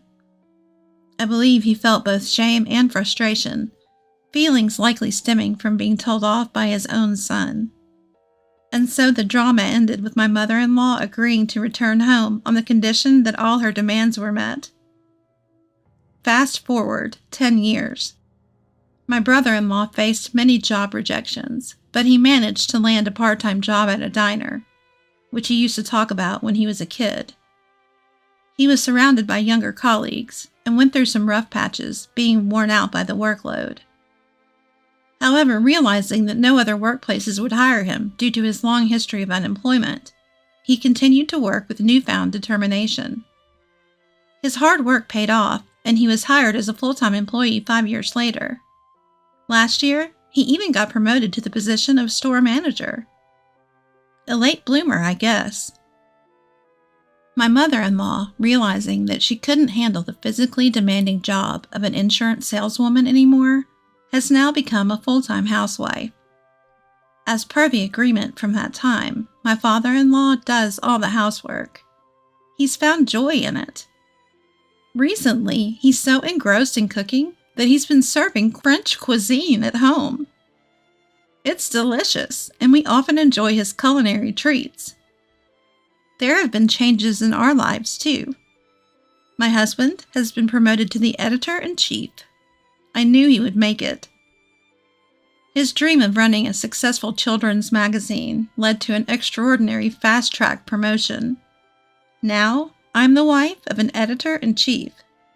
But I'm still just an editor. This is because my focus shifted to our kids due to consecutive maternity leaves. I'm now a mom to 3 boys and 1 girl. Every day is a whirlwind, but I found that prioritizing my kids over work brings more joy. Thanks to my mother-in-law and father-in-law occasionally taking care of the kids, it hasn't been too overwhelming despite having a large family. This isn't because we ask them to. They simply help out when they can. In a family, whoever can does what they can, regardless of gender roles. No one has to sacrifice themselves for everybody. I believe that's the most effortless and natural way to achieve happiness in a family. Each person is not just mom or dad, but an individual of their own. I plan to continue cherishing my family with all my might. I hope you also pay close attention to your family, ensuring no one is struggling or sacrificing for others, because I believe that's the shortcut to long-lasting happiness. My name is Phyllis, and I'm 24 years old. I've been married for a year to Ronald, who is 12 years older than me, and we're currently living with my in-laws. The person who brought Ronald and me together is Judy, Ronald's sister and my best friend from high school. Judy moved to my hometown for high school from the city. Since there were no dorms, she lived with relatives while attending school. She got along well with those relatives, but they had kids close in age, so there was some tension. After becoming friends with me, Judy started visiting my house often because it was close to school. My family is a typical secondary income farming household. My dad works in the state capitol, and my mom and grandparents run the farm. I have 2 older brothers and 1 younger brother, so we're a big family. Our home isn't fancy, but Judy always said, "Your house is so cozy. It feels warm every time I visit." She even helped with the harvest on weekends. My grandparents, parents, and brothers all welcomed her. My cheeky younger brother would say, "Judy is so kind and beautiful, unlike you, Phyllis. I wish she were my real sister," just to annoy me. Even during long vacations like summer and winter breaks, Judy wouldn't go back to her parents' home. She'd make excuses like attending tutorial classes or having a part-time job. I'd say, "Don't you think your mom and dad want to see you? Why not go home during the break?" But she seemed hesitant. My parents and older brothers told me not to pry, saying Judy must have her reasons. Sometimes Ronald, Judy's brother, would visit her and even come to our house. "Thank you for always taking care of Judy," he'd say, handing over some sweets as a gift. Later, I went to the same junior college as Judy. Although we were on the same campus when she was a senior, we couldn't spend as much time together as we did in high school. During that time, I ran into Ronald at the coffee shop where I worked part-time. Feeling lonely, living away from my big family, I found comfort in Ronald's kindness. When he asked me out, it felt like a dream. I immediately told Judy, who was shocked. "Wait, you and Ronald?" "Yeah, I'm sorry for keeping it a secret. Ronald said he'd be embarrassed if you found out." Although I expected Judy to be surprised, I thought she'd be happier for me. Instead, she remained expressionless. When I told Ronald about her reaction, he said, "She's probably just shocked. She always looked up to me as her brother." I didn't think much of it after that. After graduating from junior college and getting a job, Ronald and I continued dating. He proposed to me in the spring of my 3rd year of employment. Some people thought we were rushing, but we'd been dating for 4 years. Ronald said, "I want to build a happy family with you." And I was swept away by emotion. But the happiness lasted only until our return trip from our honeymoon. As we rode in a taxi from the airport, I felt something was off. When I asked Ronald where we were stopping, he said, "Stopping? We're going home, of course," and took my hand. Home? But the taxi was heading to... Before I could finish the thought, the taxi stopped in front of a familiar house. "This is your parents' house, Ronald. What's going on?" Before Ronald could answer, the front door opened and his parents, Justina and Neville, greeted us with big smiles. "Welcome back. You must be tired." "We've prepared a feast, thinking you'd miss home-cooked meals." They ushered us inside, telling us to put down our luggage and change clothes. In the room they pointed to, I saw some of the furniture my parents had given us as a wedding gift. What's going on? I thought we agreed on that condo near the station. Confused, I confronted Ronald, who nonchalantly said, "Ah, the condo. We did consider it. But when I went to get the guarantor seal from my parents, they suggested we live with them. We were planning to move in eventually, so I thought, why not start now?" He showed no signs of guilt. Ignoring my stunned expression, he said, "I'm hungry. Let's go downstairs."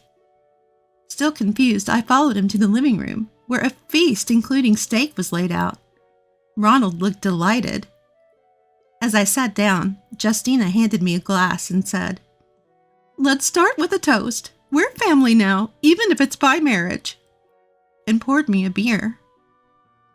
After pouring drinks for Neville, Ronald, and herself, Justina said, "Starting tomorrow, you're the wife of this family's son. You'll be serving not just Ronald, but us parents as well. Keep that in mind." She grinned as she said it. And so my life of living with my in-laws began, just like a sneak attack. It was exactly as Justina had declared. A life of servitude to my in-laws and Ronald. First thing in the morning, I had to prepare breakfast by 6 a.m. for Neville, who had taken early retirement and enjoyed morning walks. The menu was extensive: croissants and coffee for Neville, oatmeal and smoothies for Justina, and toast and tea for Ronald. In between, I had to do laundry, clean, and prepare lunch for Neville. I had to wake up at 5 a.m. and didn't have a moment to sit down until I left for work. If I worked overtime, I'd get scolded. I'd skip lunch, sipping nutritional drinks at my desk, and rush home to clean the bathroom. Then, without a break, I'd clean up the dishes and glasses my in-laws had used and prepare dinner. However, I wasn't allowed to sit at the table until Ronald came home. "It's unthinkable for a wife to eat alone. You should wait for Ronald. We won't allow you to let him eat alone." That was the strict rule. Even if Ronald went to a bar with colleagues after work, I had to wait for him. Whether it was 1 a.m. or 2 a.m., without eating or showering. After 6 months of this life, I lost weight and was flagged for further tests during a health check. When I told Ronald, he said, "You were a bit chubby to begin with. It's good you lost weight," showing no concern. The only person I could think to talk to was Judy, but she never came near this house, which should have been her home. Her room had even been turned into a storage space. I thought about messaging her on WhatsApp, but she probably wouldn't want to hear bad things about her parents or brother. Besides, she had seemed somewhat cold during our wedding and reception, perhaps still resenting that I took her brother. Unable to send the half-written message, I just deleted it. A year after getting married, I realized I was pregnant. By this point, I was physically and emotionally drained. Rather than feeling joy, I was overwhelmed with worry. Certainly, morning sickness changes the game. It might sound strange, but the worse the morning sickness got, the more I felt like it was an SOS from the baby inside me, like it was saying, "Come on, Mom, get it together." And with that thought, my resolve to protect this child at all costs grew stronger. Despite ongoing struggles with morning sickness and poor health, I decided to take an early leave from work, thanks to the advice from colleagues and my boss. No more dealing with rush hour, but Justina warned me. "Seriously, don't think you can slack off on housework just because you're pregnant." What made it even harder was meal prep. The smell of cooking meat wasn't the only thing triggering my morning sickness. It was also the smell of the pickled cabbage that Neville insisted we always have in stock. I tried wearing a mask and other measures, but nothing helped.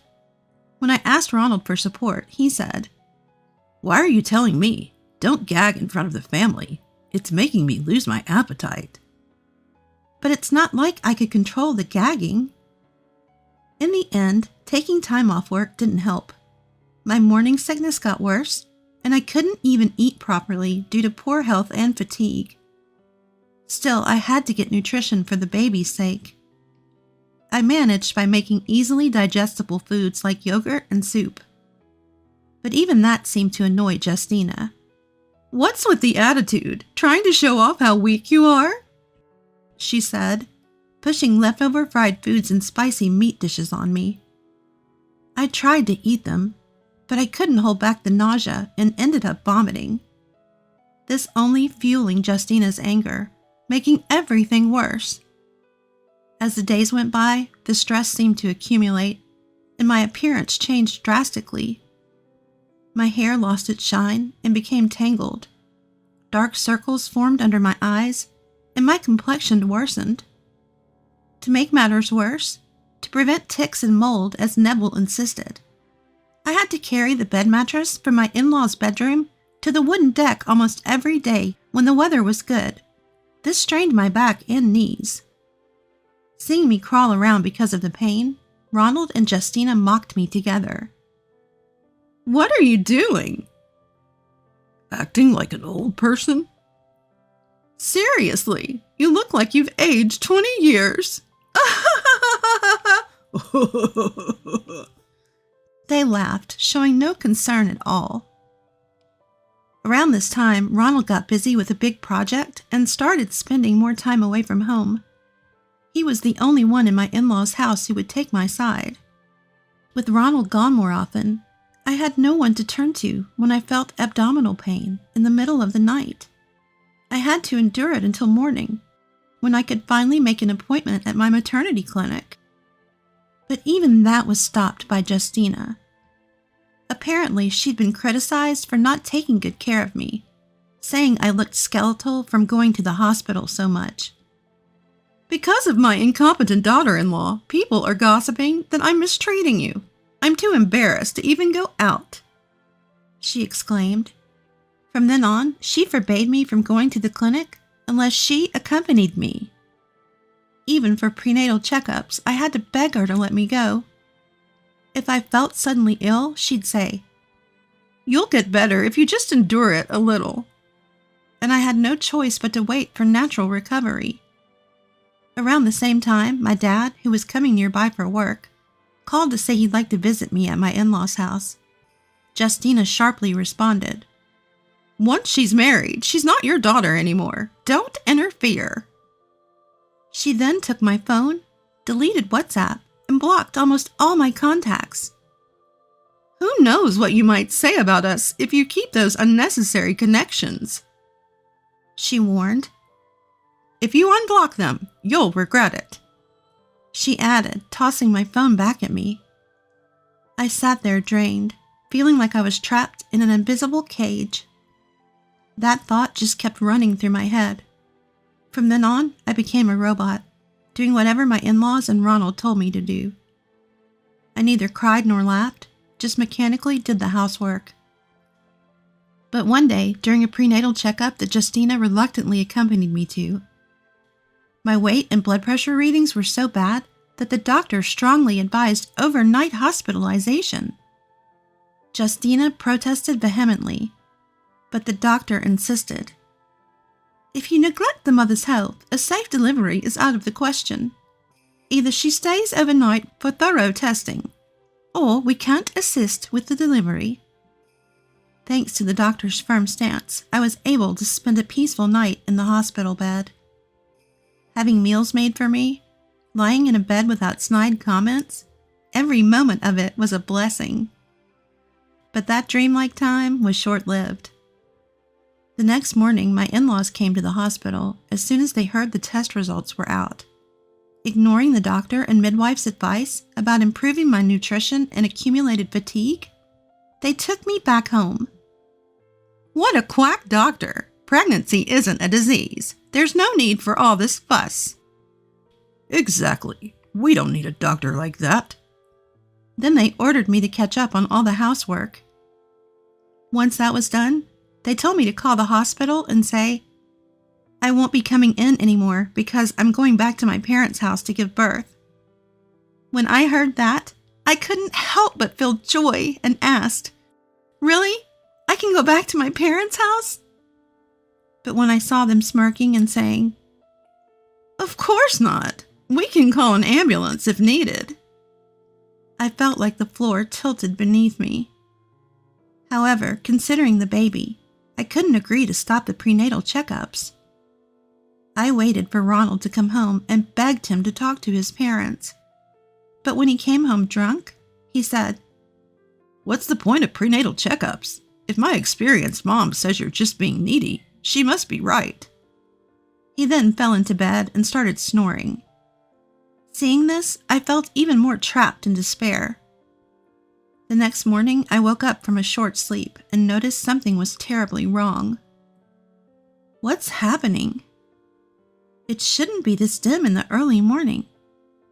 But even the light through the curtains was blinding. I couldn't keep my eyes open.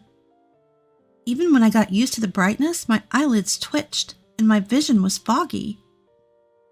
I groped my way downstairs to find the first aid kit and hurriedly applied eye drops.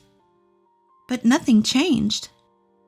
When I cautiously checked each eye, I realized I couldn't see anything with my right eye, as if I had gone blind. Ah! The moment I screamed in terror, my hand hit a vase, knocking it over and shattering it with a loud crash. Hearing the crash, my in-laws and Ronald woke up in a bad mood. When I told them I couldn't see out of one eye, they scoffed. "Who's going to believe such a lie? You're not getting any sympathy here." "What on earth are you thinking, making noise this early?" "This vase was expensive. What have you done, you failure?" They just berated and mocked me, then saying things like, We were supposed to have a leisurely morning before leaving. And, Don't want to miss our flight. they each returned to their rooms. Leaving? Don't tell me they're all going somewhere. About an hour must have passed. My body started shaking, perhaps because I got wet when the vase broke. That's when the three of them came into the living room, chatting happily. Mom and the others want to go golfing, so we're taking a 4-day trip. You can stay home and do housework.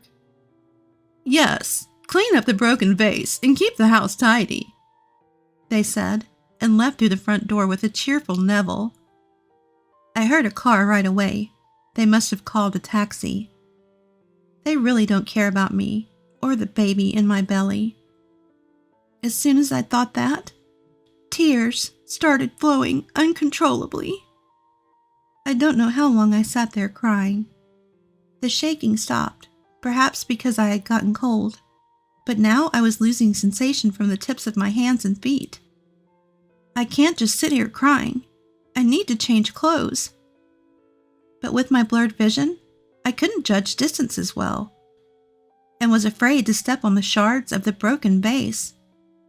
Just then, the doorbell rang repeatedly, followed by the sound of someone turning the doorknob. Who?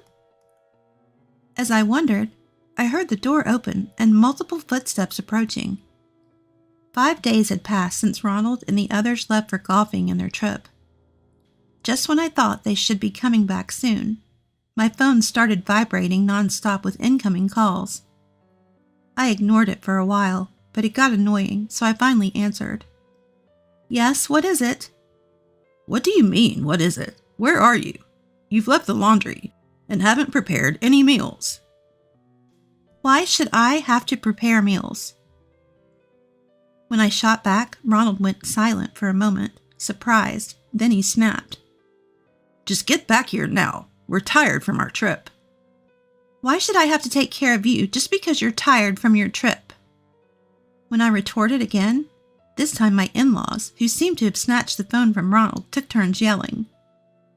What a cheeky woman! Stop talking back and get back here now. Just then, someone who had been listening to Ronald and his parents' tirades through the speakerphone on my end spoke up. Could you all calm down? If you have something to say it calmly. Hearing that voice, Ronald and his parents went silent again. Then, sounding half skeptical, Ronald asked, Is that you, Judy? To which Judy, still with her arms crossed, casually replied, Yes, it is. Seems like you at least remember your sister's voice. The day Ronald and the others left, the person who had come to visit was Judy. She had entered the living room, leading a group that included a doctor from the maternity clinic and several police officers. Pull yourself together, Phyllis. We're taking you to the hospital right now. The moment I heard Judy's voice and felt her warm hand on my back, my consciousness faded. When I woke up, I was in an ER room, with Judy sitting in a chair next to me looking concerned. Judy? Was that not a dream? Then with a face that looked like she was both crying and laughing, Judy said, You don't have to worry anymore, and squeezed my hand tightly. Seeing how happy you looked at your wedding, I thought maybe they had changed, but trash will always be trash. If they're rotten to the core, there's no fixing them. Hearing Judy mock them like that, Ronald and his parents raised their voices, as if their blood was boiling. How dare you? You never even visited us, and now you're sticking your nose in our business? That's right, you ungrateful woman. Just bring her here now. We need to straighten her out. But Judy was unfazed. Phyllis is in the hospital on bed rest, so she can't go anywhere. And from now on, she won't be visiting your home either, she calmly stated. She also added that while they were away, she had removed all the furniture and personal items my parents had sent me. At that, we heard running sounds from the other end of the phone. Hey, the stuff is really gone. What's the meaning of this? This time it was Neville yelling, but Judy remained calm. What's the meaning? Well, It's obviously leading to a divorce. She then went on to explain that when they rescued me, they had to break the front door lock and had called the police to witness it. After I was rushed to the hospital, the maternity clinic doctor who had accompanied Judy testified to the police about the dangerous conditions I was living under. I've already convinced Phyllis to file a complaint. Maybe instead of worrying about your runaway wife, you should worry about your own future. She chuckled. After waking up in the hospital, Judy told me everything. Turns out she wasn't the child of Justina, but was born from an affair Neville had. She was taken in by Neville when she was young. He only took me in because he wanted to look good, saying, "How noble, taking in a child from an affair." But I was treated horribly at home. That's why I went to a high school far away. But what about Ronald visiting you so often? He's like my mother, good at keeping up appearances. He wanted to sell the image of a caring brother to relatives while venting his stress by constantly making snide remarks to me. She had been shocked when Ronald and I started dating and got married, but thought maybe he had changed and wanted to support us from a distance. But visiting would mean facing her parents, and she couldn't bring herself to do it. By the time she realized, she couldn't even send me a WhatsApp message, and thought I had blocked her. She never suspected it was the work of my in-laws. I never thought they could be that trashy. I guess I was naive too, she said. But then, on the night before the day I was abandoned, she received unexpected contact from someone. The doctor at that maternity clinic is actually an old friend of mine. We've known each other since preschool all the way through junior high. Out of the blue, she sent me a WhatsApp message saying, "Your sister-in-law is in serious trouble if things keep going like this." I had never mentioned anything about this, but it seems that doctor had always been suspicious about how my in-laws were treating me. Her suspicions were confirmed during that forced discharge incident. She reached out to Judy, another childhood friend, to warn her about my situation and to keep me safe. It was unexpected, but it made sense. I had lost all contact, and I started to think that maybe my in-laws and Ronald could actually do something terrible. So the next morning, she decided to visit my in-laws for the first time in years. Coincidentally, the doctor was off that day and agreed to go with her, but no matter how many times they rang the doorbell, there was no answer. Finally, they looked through the window and saw me collapsed on the floor. They immediately called the police and also called a 24-hour locksmith. After being rushed to the hospital, I started treatment and, on Judy's advice, contacted my parents and brothers. My family, who had been worried about my sudden lack of communication, were outraged. They said, "We knew something was off, but we had no idea it was this bad." After discussing it with Judy, they helped me move all my belongings out of my in-laws' house. "We'll hire a lawyer, so don't worry about the money," they assured me. When Ronald and my in-laws found out they were being investigated for neglect of a dependent and domestic violence, their arrogant attitudes vanished. "We didn't mean for this to happen." "We'll change. Just forgive us this one mistake." "We'll pay you. Just let us go quietly," they pleaded. But now, with the support of Judy and my family, Ronald and his parents are no longer a threat to me. If they're harmful to my unborn baby, then they need to be removed from our lives.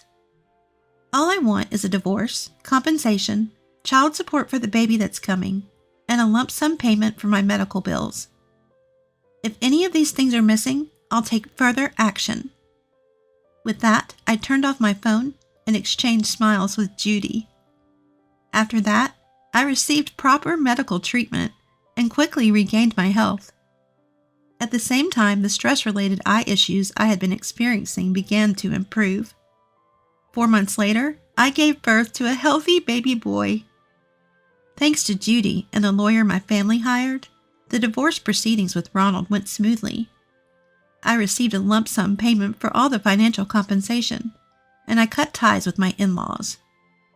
Judy also decided to sever her relationship with them. She made an agreement with my former in-laws to forego any inheritance in exchange for not having to take care of them in their old age. According to Judy, Ronald had to use most of his retirement fund to make the lump sum payment to me. On top of that, rumors about the whole ordeal spread to his workplace, making him uncomfortable enough to resign. Unable to find another job, Ronald and his parents are now scraping by on their pensions. Judy said, "In the end, they're only leaving behind a legacy of negativity." To make matters worse, during my rescue, neighbors had gathered as if watching a spectacle. Now they're saying things like, "That family made their daughter-in-law half sick," and "How scary." They've become almost reclusive due to the constant gossip. On the other hand, I've returned to my hometown with my newborn child. With the help of my parents and siblings, I'm fully committed to raising my child every day. I hope my child grows up to be genuinely strong, never forgetting to be grateful and compassionate to those around him.